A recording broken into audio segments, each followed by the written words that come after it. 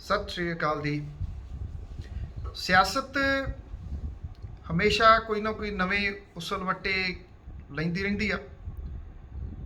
पंजाब कांग्रेस जिहड़ी मौजूदा पावर दे विच है ਉਹਦੇ अंदर भी काफ़ी कुछ हिलजुल होनी शुरू हुई आ। राज सभा के मैंबर प्रताप सिंह बाजवा होरां ने एक चिट्ठी लिखी मुख मंत्री साहब नूं। ये गल ਉਹਦੇ ਵਿੱਚ आखी कि 1.5 महीने का समा ਤੁਹਾਡੇ ਕੋਲ है, ਅਸੀਂ ਤੁਹਾਨੂੰ 1.5 ਮਹੀਨੇ ਦੇ ਸਮੇਂ ਦਾ ਅਲਟੀਮੇਟਮ ਦਿੰਦੇ ਆ ਕਿ ਤੁਸੀਂ ਨਵੀਂ ਸਿੱਟ ਬਣਾ ਕੇ ਉਹਦੀ ਇਨਵੈਸਟੀਗੇਸ਼ਨ ਕਰਵਾਓ, ਜਿਹੜੀ ਗੁਰੂ ਗ੍ਰੰਥ ਸਾਹਿਬ ਦੀ ਬੇਅਦਬੀ ਤੇ ਉਹਦੀਆਂ ਘਟਨਾਵਾਂ ਦੀ, ਤੇ 1 ਮਹੀਨੇ ਦੇ ਵਿੱਚ ਉਹਦਾ ਚਲਾਨ ਪੇਸ਼ ਕਰਵਾਓ। 15 ਦਿਨ ਕਹਿੰਦੇ ਹੋਰ ਉੱਪਰ ਦਿੱਤੇ ਵੀ ਜਿਹੜੇ ਗੋਲੀ ਚਲਵਾਉਣ ਵਾਲੇ ਆ, ਚਲਵਾਉਣ ਦਾ ਹੁਕਮ ਦੇਣ ਵਾਲੇ, ਚਲਾਉਣ ਵਾਲੇ ਨਹੀਂ, ਉਹਨਾਂ ਨੂੰ ਕਟਹਿਰੇ 'ਚ ਖੜਾ ਕਰੋ। ਇਹ ਉਸ ਚਿੱਠੀ ਦਾ ਅਸਰ ਸੀ ਜਾਂ ਕੈਪਟਨ ਅਮਰਿੰਦਰ ਸਿੰਘ ਹੋਰਾਂ ਦੇ ਉੱਤੇ ਪੈ ਰਹੇ ਦਬਾਅ ਦਾ ਅਸਰ ਕਿ ਹਾਈ ਕੋਰਟ ਵਾਲੇ ਮਸਲੇ ਦੇ ਉੱਤੇ ਬਿਲਕੁਲ ਚੁੱਪ ਧਾਰੀ ਬੈਠੇ ਮੁੱਖ ਮੰਤਰੀ ਸਾਹਿਬ ਨੇ SIT ਦਾ ਐਲਾਨ ਕਰ ਦਿੱਤਾ। ਇਹ SIT ਜਿਹੜੀ ਨਵੀਂ ਬਣੀ ਆ 6 ਮਹੀਨਿਆਂ 'ਚ ਆਖਿਆ ਕਿ ਉਹ ਰਿਪੋਰਟ ਕਰੂਗੀ। ਇਹੀ ਪੰਜਾਬ ਹਰਿਆਣਾ ਹਾਈ ਕੋਰਟ ਨੇ ਆਪਣੇ ਹੁਕਮਾਂ ਦੇ ਵਿੱਚ ਆਖਿਆ ਸੀਗਾ ਕਿ 6 ਮਹੀਨਿਆਂ ਦੇ ਵਿੱਚ ਉਹ ਰਿਪੋਰਟ ਦੇਊਗੀ। LK ਯਾਦਵ ਇਹਦੇ ਮੁਖੀ ਬਣਾਏ ਗਏ ਆ। LK ਯਾਦਵ ਬਹੁਤ ਵਧੀਆ ਆਫੀਸਰ ਨੇ, ਇਮਾਨਦਾਰ ਨੇ, ਬੜੇ ਕਮਿਟਡ ਨੇ ਆਪਣੇ ਜੌਬ ਪ੍ਰਤੀ। ਬਹੁਤ ਸਾਰੇ ਥਾਵਾਂ ਦੇ ਉੱਤੇ ਐਜ਼ ਏ SSP ਵਜੋਂ ਉਹਨਾਂ ਦਾ ਕਾਰਜਕਾਰ ਜਿਹੜਾ ਉਹਦੇ ਉੱਤੇ ਕੋਈ ਇੱਕ ਉਂਗਲ ਚੁੱਕਣ ਜੋਗਾ ਵੀ ਥਾਂ ਨਹੀਂ ਹੈਗਾ ਕਿਸੇ ਜਗ੍ਹਾ ਤੇ। ਗੱਲ ਇਮਾਨਦਾਰੀ ਦੀ, ਉਹਨਾਂ ਦੀ ਇਮਾਨਦਾਰੀ ਦੀ ਨਹੀਂ ਆ। ਪਹਿਲੇ ਆਫੀਸਰ ਵੀ ਇਮਾਨਦਾਰ ਸਨ, ਕਿੰਤੂ ਪਰੰਤੂ ਉਹਨਾਂ ਦੇ ਉੱਤੇ ਵੀ ਨਹੀਂ ਸੀ।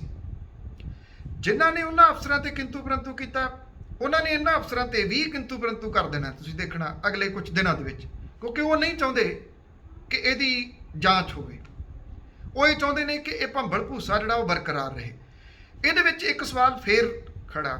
ਬਾਜਵਾ ਸਾਹਿਬ ਨੇ ਜਿਹੜੀ ਚਿੱਠੀ ਲਿਖੀ ਆ ਕਿ ਜਿਨ੍ਹਾਂ ਨੇ ਗੋਲੀ ਚਲਾਉਣ ਦਾ ਹੁਕਮ ਦਿੱਤਾ ਉਹਨਾਂ ਨੂੰ ਕਟਹਿਰੇ ਦੇ ਵਿੱਚ ਖੜਾ ਕਰੋ। ਸਵਾਲ ਇੱਥੇ ਫਿਰ ਇਹ ਖੜਾ ਹੋ ਜਾਂਦਾ ਕਿ ਜਿਹੜੀ ਬੇਅਦਬੀ ਦੀਆਂ ਘਟਨਾਵਾਂ ਸੀ ਉਹਦੀ ਜਾਂਚ ਦਾ ਕੀ ਬਣੂਗਾ, ਉਹਦੀ ਜਾਂਚ ਕਿੱਥੇ ਗਈ? ਕਿਉਂਕਿ ਜਿਹੜੀ ਆਪਾਂ SIT ਦੀ ਗੱਲ ਪਿਛਲੇ ਸਮੇਂ ਦੇ ਵਿੱਚ ਕਰਦੇ ਰਹੇ, ਉਹ SIT ਜਿਹਦੇ 'ਚ ਕੁੰਵਰ ਵਿਜੇ ਪ੍ਰਤਾਪ ਸਿੰਘ ਹੋਰੀ ਸਨ, ਉਹ ਬੇਅਦਬੀ ਤੋਂ ਬਾਅਦ ਵਾਪਰੀਆਂ ਘਟਨਾਵਾਂ ਜਿਹੜੀਆਂ ਸੀ ਉਹਦਾ ਜਿਹੜੀ ਇਨਵੈਸਟੀਗੇਸ਼ਨ ਕਰਨ ਦੇ ਵਾਸਤੇ ਸਿੱਟ ਸੀ। ਇੱਕ ਸਿੱਟ ਪਹਿਲਾਂ ਬਣੀ ਸੀ। ਗੱਲ ਫਿਰ ਉਹੀ ਆ ਕਿ ਇਹ ਜਿਹੜੇ ਉਹ ਪੜ੍ਹਦੇ ਹੁੰਦੇ ਛੋਟੇ ਭੁਲਾਵੇਂ ਅੱਖਰ, ਇਹ ਉਸ ਤਰੀਕੇ ਦੇ ਨਾਲ ਪਾਇਆ ਜਾ ਰਿਹਾ। ਬਾਜਵਾ ਸਾਹਿਬ ਨੇ ਵੀ ਜੇ ਚਿੱਠੀ ਲਿਖੀ ਆ ਤਾਂ ਉਹ ਸਿਰਫ ਜਿਹੜੇ ਗੋਲੀ ਕਾਂਡ ਆ ਉਹਦੇ ਬਾਰੇ ਦੇ ਵਿੱਚ ਉਹਨਾਂ ਨੇ ਲਿਖੀ ਆ ਕਿ ਉਹ ਸਿੱਟ ਬਣਾਓ ਤੇ ਮਹੀਨੇ ਦੇ ਵਿੱਚ ਜਿਹੜਾ ਉਹ ਕਟਹਿਰੇ ਦੇ ਵਿੱਚ ਖੜਾ ਕਰੋ। ਚਲੋ ਚੰਗੀ ਗੱਲ ਹੈ, ਪਰ ਇੱਥੇ ਹੁਣ ਵੱਡਾ ਸਵਾਲ ਇਹ ਆ ਕਿ ਜਿਹੜੀ ਪਹਿਲੀ ਸਿੱਟ ਹੈ, ਜਿਹੜੀ ਰਣਬੀਰ ਸਿੰਘ ਖੱਟੜਾ ਹੋਰਾਂ ਦੀ ਅਗਵਾਈ ਦੇ ਵਿੱਚ ਸੀ ਪਹਿਲਾਂ, ਬਾਅਦ 'ਚ ਪੰਜਾਬ ਹਰਿਆਣਾ ਹਾਈ ਕੋਰਟ ਨੇ ਉਹਨਾਂ ਨੂੰ ਉੱਥੋਂ ਰਿਮੂਵ ਕਰਨ ਦੀ ਗੱਲ ਆਖੀ। ਉਹਦੀ ਜਗ੍ਹਾ ਦੇ ਉੱਤੇ ਪਰਮਾਰ ਸਾਹਿਬ ਆ ਗਏ। ਉਸ SIT ਨੇ ਹੁਣ ਤੱਕ ਕੀ ਕੀਤਾ? ਜਾਂ ਉਹ ਕਿਤੇ ਐਕਟਿਵ ਹੈਗੀ ਆ? ਉਹ ਕੋਈ ਚਲਾਨ ਪੇਸ਼ ਕਰ ਰਹੀ ਹੈ? ਉਹ ਕੋਈ ਇਸ ਇਨਵੈਸਟੀਗੇਸ਼ਨ ਨੂੰ ਕਿਸੇ ਤਣ ਪੱਤਣ ਲਾ ਰਹੀ ਹੈ? ਇਹ ਸਵਾਲ ਅਜੇ ਖੜੇ ਨੇ, ਬਹੁਤ ਵੱਡੇ ਸਵਾਲ ਨੇ। ਇਹ ਜਿਹੜਾ ਗੋਲੀ ਕਾਂਡ ਹੈ ਉਹ ਗੁਰੂ ਗ੍ਰੰਥ ਸਾਹਿਬ ਦੀ ਹੋਈ ਬੇਅਦਬੀ ਤੋਂ ਬਾਅਦ ਜਿਹੜੀਆਂ ਵਾਪਰੀਆਂ ਘਟਨਾਵਾਂ ਨੇ ਉਹਦੇ ਵਿੱਚ ਉਹ ਆਉਂਦਾ। ਕੋਟਕਪੂਰਾ ਦੇ ਵਿੱਚ ਤੇ ਬਾਈਬਲ ਕਲਾਂ ਦੇ ਵਿੱਚ ਪਹਿਲਾਂ ਜਿਹੜਾ ਗੁਰੂ ਗ੍ਰੰਥ ਸਾਹਿਬ ਦੀਆਂ ਜਿਹੜੀਆਂ ਬੇਅਦਬੀ ਦੀਆਂ ਘਟਨਾਵਾਂ ਸੀ ਉਹ ਪਹਿਲ ਦੇ ਆਧਾਰ ਦੇ ਉੱਤੇ ਆਉਂਦੀਆਂ ਨੇ। ਸਵਾਲ ਨਵੀਂ ਜਿਹੜੀ ਸਿੱਟ ਹੈ ਉਹਦੇ ਸਾਹਮਣੇ ਵੀ ਬਹੁਤ ਵੱਡੇ ਖੜੇ ਹੋਣਗੇ, ਕਿਉਂਕਿ ਜਿਸ ਤਰੀਕੇ ਦੇ ਨਾਲ ਇਹਦੀ ਇਨਵੈਸਟੀਗੇਸ਼ਨ ਪਹਿਲਾਂ ਹੋ ਕੇ ਜਿਸ ਪੱਧਰ ਦੇ ਉੱਤੇ ਚਲੇਗੀ, ਜਿੰਨੇ ਬਿਆਨ 164 ਦੇ ਤਹਿਤ ਜੱਜ ਸਾਹਿਬ ਦੇ ਮੂਹਰੇ ਗਵਾਹਾਂ ਨੇ ਦਰਜ ਕਰਾਏ, ਉਹ ਸਾਰੇ ਗਵਾਹ ਦੁਬਾਰਾ ਲੱਭਣਗੇ ਜਾਂ ਲੱਭ ਤਾਂ ਜਾਣਗੇ, ਔਨ ਰਿਕਾਰਡ ਨੇ, ਉਹ ਮੁੜ ਕੇ ਆਉਣਗੇ। ਕਿਉਂਕਿ ਇਹ ਵੀ ਸਭ ਨੂੰ ਪਤਾ ਕਿ ਲਾਲਚ ਜਿਹੜੇ ਉਹ ਦਿੱਤੇ ਗਏ ਆ, ਇਹ ਗੱਲ ਪਿਛਲੇ ਦਿਨਾਂ ਦੇ ਵਿੱਚ ਕਾਫੀ ਚਰਚਾ ਦੇ ਵਿੱਚ ਰਹੀ ਸੀ। ਉਹ ਲਾਲਚ ਦੇ ਤਹਿਤ ਉਹ ਪਿੱਛੇ ਹਟਦੇ ਆ ਜਾਂ ਮੁੜ ਕੇ ਗਵਾਹੀਆਂ ਦਿੰਦੇ ਆ। ਇਹਨੇ ਇੱਕ ਆਸ ਵੀ ਤਾਂ ਲੋਕਾਂ ਦੀ ਖਤਮ ਕਰ ਦਿੱਤੀ ਨਾ ਵੀ ਇੱਥੇ ਕੁਝ ਨਹੀਂ ਹੋਣਾ। ਜਦੋਂ ਇਸ ਤਰ੍ਹਾਂ ਦੀ ਪਰਸੈਪਸ਼ਨ ਲੋਕਾਂ ਦੇ ਮਨਾਂ ਦੇ ਵਿੱਚ ਬਣ ਜਵੇ ਤੇ ਫਿਰ ਉਹ ਜਿਹੜੇ ਇਨਸਾਫ ਲੈਣ ਦੇ ਵਾਸਤੇ ਕਿਸੇ ਵੀ ਲੈਵਲ ਤੱਕ ਜਾਣ ਵਾਲੇ ਲੋਕ ਹੁੰਦੇ ਆ ਉਹ ਵੀ ਘਰਾਂ ਦੇ ਵਿੱਚ ਬਹਿ ਜਾਂਦੇ ਆ ਵੀ ਇੱਥੇ ਕੀ ਹੋਣਾ। ਇਸ ਤਰ੍ਹਾਂ ਹੋਣਾ ਨਹੀਂ ਚਾਹੀਦਾ, ਕਿਉਂਕਿ ਜਦੋਂ ਬੇਇਨਸਾਫੀ ਹੁੰਦੀ ਆ ਉਹਦਾ, ਜਦੋਂ ਬਾਰ-ਬਾਰ ਬੇਇਨਸਾਫੀ ਹੁੰਦੀ ਆ ਉਹਦਾ ਰਿਐਕਸ਼ਨ ਬਹੁਤ ਖਤਰਨਾਕ ਹੁੰਦਾ। ਇਹ ਚੀਜ਼ ਸਿਆਸਤਦਾਨਾਂ ਨੂੰ ਸਮਝ ਨਹੀਂ ਆ ਰਹੀ। ਇਹ ਚੀਜ਼ ਅਜੇ ਵੀ ਪੰਜਾਬ ਦੇ ਵਿੱਚ ਸੱਤਾਧਾਰੀ ਧਿਰ ਨੂੰ ਸਮਝ ਨਹੀਂ ਆ ਰਹੀ। ਹੁਣ ਕੁਝ ਜਿਹੜੀ ਇਸ ਪੱਖੋਂ ਜ਼ਰੂਰ ਆਈ ਹੈ, ਕਿਉਂਕਿ ਅਖੀਰਲਾ ਸਾਲ ਸ਼ੁਰੂ ਹੋ ਗਿਆ। ਅਗਲੇ ਸਾਲ ਦੇ ਸ਼ੁਰੂ ਦੇ ਵਿੱਚ ਵੋਟਾਂ ਪੈਣੀਆਂ ਨੇ ਪੰਜਾਬ ਦੇ ਵਿੱਚ। ਲੈ ਦੇ ਕੇ ਮਈ ਮਹੀਨਾ ਤਾਂ ਜਾ ਰਿਹਾ, ਮਹੀਨੇ ਜਿਹੜੇ ਉਹ ਕਿੰਨੇ ਰਹਿ ਗਏ। ਇਹ ਤਾਂ ਹੈ ਨਹੀਂਗਾ ਕਿ ਜਿਸ ਦਿਨ ਵੋਟਾਂ ਪੈਣੀਆਂ ਨੇ ਉਦੋਂ ਤੱਕ ਸਰਕਾਰ ਕੁਝ ਵੀ ਇਹਦਾ ਨਤੀਜਾ ਕੱਢ ਦੂਗੀ। ਇਹ ਪੋਸੀਬਲ ਨਹੀਂ ਹੋ ਸਕਣਾ। ਜੇ ਨਤੀਜਾ ਨਿਕਲਣਾ ਤਾਂ ਅਗਲੇ ਹਾਰਡਲੀ 3 ਮਹੀਨਿਆਂ ਦੇ ਵਿੱਚ, 2-3 ਮਹੀਨਿਆਂ ਦੇ ਵਿੱਚ ਕੋਈ ਆਸ ਵੱਧ ਸਕਦੀ ਹੈ। ਉਹ ਹੁਣ ਆਸ ਹੈ ਨਹੀਂ ਗੀ ਸਹੀ ਮਾਇਨਿਆਂ ਦੇ ਵਿੱਚ। 6 ਮਹੀਨੇ ਦਾ ਟਾਈਮ ਤਾਂ ਸਰਕਾਰ ਹੀ ਆਪਣੇ ਤੌਰ ਦੇ ਉੱਤੇ ਦੇ ਬੈਠੀ SIT ਨੂੰ, ਜਿਹੜੀ ਕਿ ਗੁਰੂ ਗ੍ਰੰਥ ਸਾਹਿਬ ਦੀ ਬੇਅਦਬੀ ਦੀਆਂ ਘਟਨਾਵਾਂ ਤੋਂ ਬਾਅਦ ਵਾਪਰੀਆਂ ਘਟਨਾਵਾਂ ਦੀ ਜਿਹਨੇ ਜਾਂਚ ਕਰਨੀ ਹੈ। ਪਹਿਲੇ ਜਿਹੜੀ ਗੁਰੂ ਗ੍ਰੰਥ ਸਾਹਿਬ ਦੀ ਬੇਅਦਬੀ ਦੀਆਂ ਘਟਨਾਵਾਂ, ਉਹਦਾ ਕੀ ਬਣਿਆ? ਉਸ ਮਾਮਲੇ ਦੇ ਉੱਤੇ ਮੁੱਖ ਮੰਤਰੀ ਸਾਹਿਬ ਵੀ ਚੁੱਪ ਨੇ, ਉਸ ਮਾਮਲੇ ਦੇ ਉੱਤੇ ਬਾਕੀ ਵੀ ਸਾਰੇ ਚੁੱਪ ਨੇ, ਜਦੋਂ ਕਿ ਮੁੱਢ ਤਾਂ ਉੱਥੋਂ ਵੱਜਦਾ।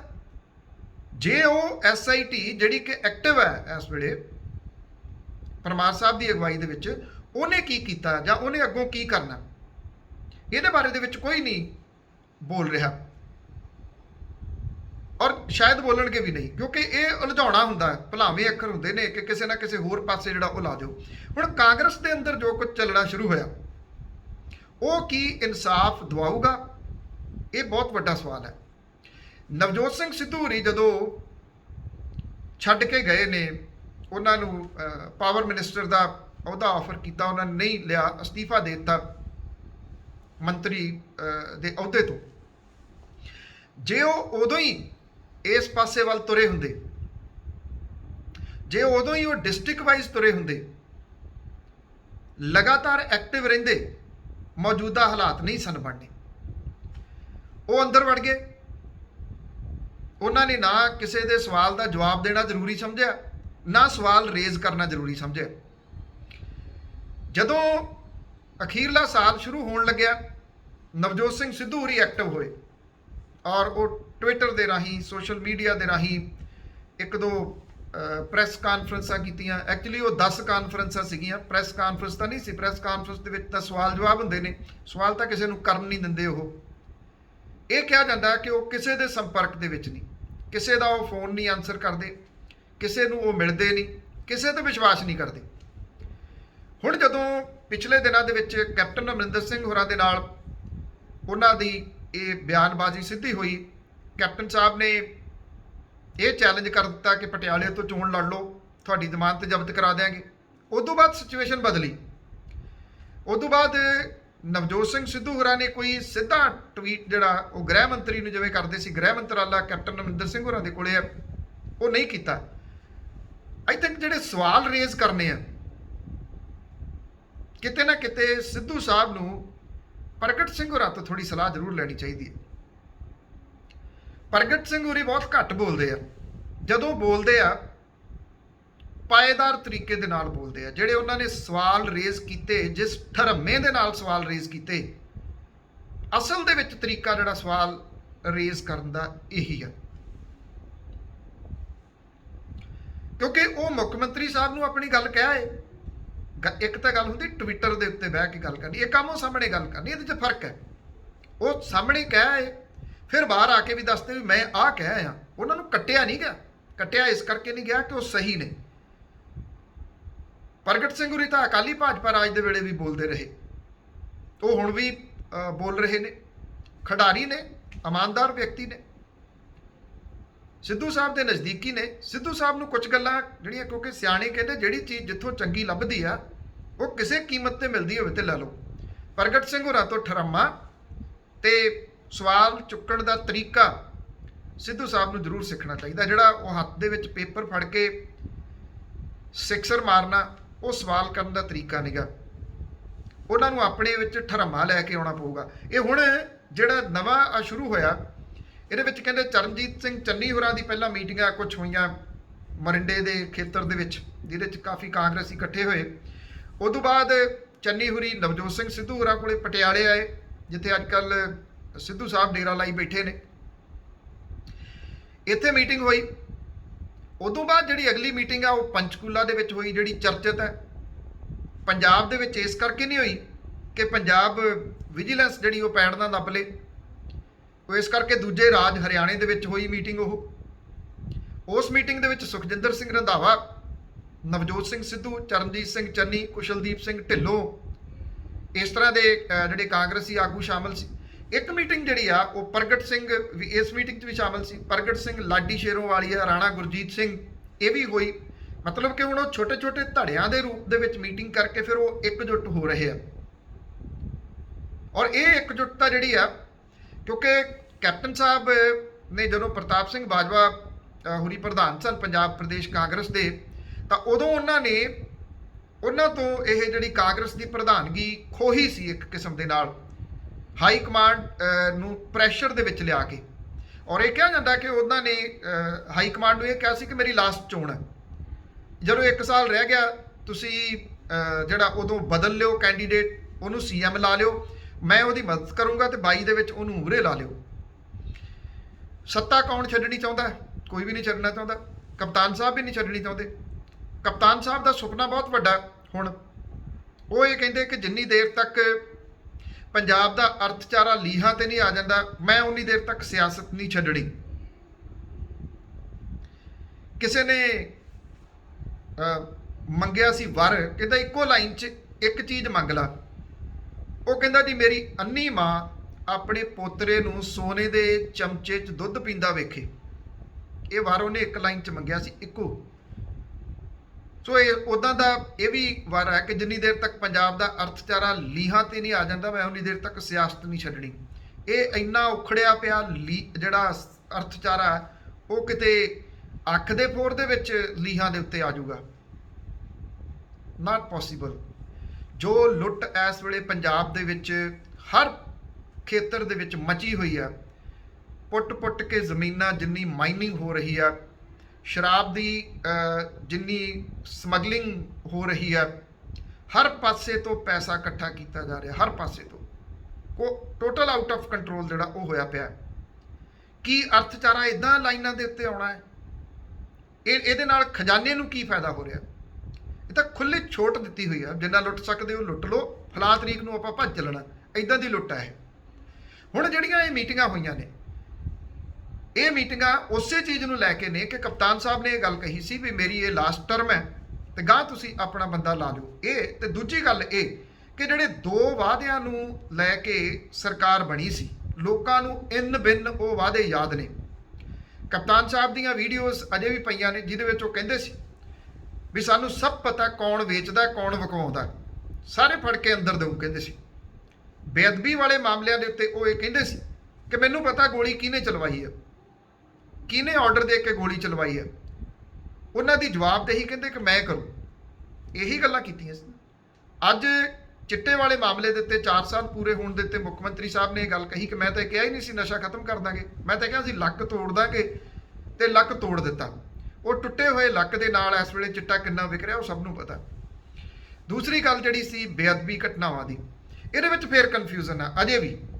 ਉਹ ਕਨਫਿਊਜ਼ਨ ਇਹੀ ਹੈ ਕਿ ਬੇਅਦਬੀ ਦੀਆਂ ਘਟਨਾਵਾਂ ਤੇ ਬੇਅਦਬੀ ਦੀਆਂ ਘਟਨਾਵਾਂ ਤੋਂ ਬਾਅਦ ਵਾਪਰੀਆਂ ਘਟਨਾਵਾਂ, ਹੁਣ ਤੁਹਾਨੂੰ ਫੇਰ ਕਨਫਿਊਜ਼ ਕੀਤਾ ਜਾ ਰਿਹਾ ਇਸ ਸਭ ਕਾਸੇ ਦੇ ਵਿੱਚ ਗੋਲੀ ਕਾਂਡ ਵਾਲੇ ਮਸਲੇ ਨੂੰ ਲੈ ਕੇ, ਕਿ ਬੇਅਦਬੀ ਦੀਆਂ ਘਟਨਾਵਾਂ ਕਿਹਨੇ ਕੀਤੀਆਂ। ਇਸ ਚੀਜ਼ ਦੇ ਉੱਤੇ ਗੱਲ ਕਿਉਂ ਨਹੀਂ ਜਿਹੜੀ ਉਹ ਹੋ ਰਹੀ? ਜਿਹੜੀ SIT ਪਹਿਲੇ ਬਣੀ ਹੋਈ ਆ ਬੇਅਦਬੀ ਦੀਆਂ ਘਟਨਾਵਾਂ ਦੀ ਜਾਂਚ ਕਰਨ ਵਾਲੀ, ਉਹਨੇ ਕਿੰਨਾ ਕੰਮ ਕੀਤਾ, ਉਹਦੀ ਸਟੇਟਸ ਰਿਪੋਰਟ ਕੀ ਆ, ਉਹ ਕਿਉਂ ਨਹੀਂ ਦਿੱਤੀ ਜਾ ਰਹੀ? ਕਾਂਗਰਸੀ ਇਹ ਜਿਹੜੇ ਇਕੱਠੇ ਹੋਏ ਨੇ, ਇਹ ਬੇਅਦਬੀ ਵਾਲੇ ਮੁੱਦੇ ਤੇ ਇਕੱਠੇ ਹੋਏ ਆ। ਚੰਗੀ ਗੱਲ ਹੈ ਕਿ ਇਹਨਾਂ ਨੂੰ ਯਾਦ ਆਇਆ, ਸਮਾਂ ਰਹਿੰਦਿਆਂ ਯਾਦ ਆਇਆ। ਸਵਾਲ ਫਿਰ ਇਹ ਆ ਕਿ ਜੇ ਤਾਂ ਇਹ ਇਸ ਮੁੱਦੇ ਦੇ ਪ੍ਰਤੀ ਇਮਾਨਦਾਰ ਨੇ, ਇਸ ਮਾਮਲੇ 'ਚ ਇਨਸਾਫ ਲੈਣਾ ਚਾਹੁੰਦੇ ਆ, ਉਹਨਾਂ ਦਾ ਪ੍ਰੈਸ਼ਰ ਕੰਮ ਕਰੂਗਾ। ਜੇ ਉਹ ਇੰਡੀਵਿਜੂਅਲ ਤੌਰ ਦੇ ਉੱਤੇ ਅਜੇ ਵੀ ਉਹੋ ਹੀ ਗੋਟੀਆਂ ਫਿੱਟ ਕਰਨੀਆਂ ਚਾਹੁੰਦੇ ਆ ਕਿ ਮੇਰੀ ਸੀਟ ਕਿਹੜੇ ਤਰੀਕੇ ਦੇ ਨਾਲ ਨਿਕਲਦੀ ਆ, ਫਿਰ ਇਸ ਮਾਮਲੇ ਦੇ ਉੱਤੇ ਇਨਸਾਫ ਨਹੀਂ ਮਿਲ ਸਕਣਾ। ਉਂਝ ਵੀ ਇਨਸਾਫ ਹੁਣ ਬਹੁਤ ਦੂਰ ਦੀ ਗੱਲ ਜਿਹੜੀ ਉਹ ਲੱਗ ਰਿਹਾ, ਕਿਉਂਕਿ ਜਿਹੜਾ ਪੰਜਾਬ ਹਰਿਆਣਾ ਹਾਈ ਕੋਰਟ ਦਾ ਫੈਸਲਾ ਹੈ, ਜੇ ਉਸ ਫੈਸਲੇ ਦੇ ਉੱਤੇ ਸਟੇ ਨਾ ਲੱਗਿਆ, ਚਾਹੇ ਉਹ ਡਬਲ ਬੈਂਚ ਤੋਂ ਲੱਗੇ ਤੇ ਚਾਹੇ ਉਹ ਲੱਗੇ ਸੁਪਰੀਮ ਕੋਰਟ ਤੋਂ, ਫਿਰ ਇਹ ਸਿੱਟ ਬਣਾਈ ਦਾ ਵੀ ਕੋਈ ਫਾਇਦਾ ਨਹੀਂ ਹੋਣਾ। ਫਿਰ ਇਹਨਾਂ ਕਾਂਗਰਸ ਵਾਲਿਆਂ ਦੀਆਂ ਮੀਟਿੰਗ ਕੀਤੀਆਂ ਦਾ ਵੀ ਕੋਈ ਫਾਇਦਾ ਨਹੀਂ ਹੋਣਾ।